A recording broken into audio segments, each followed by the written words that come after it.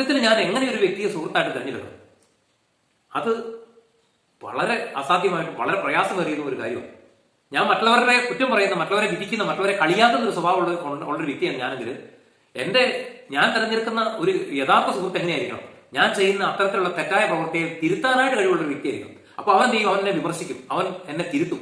അപ്പോൾ എന്ത് ചെയ്യും? ആദ്യം എനിക്ക് അത് കേൾക്കുന്നത് ഭയങ്കര അരോചകത്വമാണ്. ഞാൻ അവനിൽ നിന്ന് മാറി നടക്കാൻ ശ്രമിക്കും. പക്ഷേ എന്റെ ഉള്ളിൽ ദൈവാത്മാവിന്റെ അംശം ഉണ്ടെങ്കിൽ ഞാൻ എന്ത് ചെയ്യും? ആദ്യം അവനോട് ചില നീരസോ അസ്വസ്ഥതയൊക്കെ തോന്നിയാലും ഞാൻ എന്ത് ചെയ്യും? പിന്നെ അവന്റെ കൂടെ തന്നെ ചെല്ലും. അപ്പോൾ എന്ത് ചെയ്യും? ഓട്ടോമാറ്റിക്കായിട്ട് അവൻ നാളെ അവന്റെ പ്രാർത്ഥനാ ഗ്രൂപ്പിലേക്ക് ക്ഷണിക്കും, നല്ല നല്ല പ്രോഗ്രാമുകളിലേക്ക് ക്ഷണിക്കും, നല്ല നല്ല കാര്യങ്ങൾ കേൾക്കാനായിട്ട്, അങ്ങനെയുള്ള കാര്യങ്ങളിലേക്ക്, നന്മയിലേക്ക് നയിക്കും.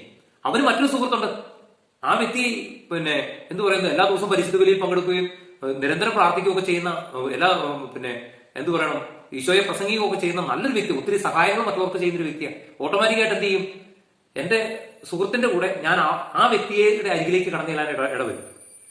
ആ വ്യക്തിക്ക് മറ്റൊരു സുഹൃത്തുണ്ട്, അവൻ അതിനേക്കാളും കുറച്ചും കൂടെ ശ്രേഷ്ഠനാണ്. അപ്പൊ ഓട്ടോമാറ്റിക്കായിട്ട് എന്ത് ചെയ്യും? ഈ ഒരു ക്യൂ എന്ന് പറയുന്നത് അതിന്റെ ഏറ്റവും മുമ്പിൽ ആരായിരിക്കും ഉണ്ടാകുക? അത് ഈശോയായിരിക്കും. ആ ക്യൂ എവിടെ ചെന്ന് അവസാനിക്കും? സ്വർഗത്തിൽ ചെന്ന് അവസാനിക്കും.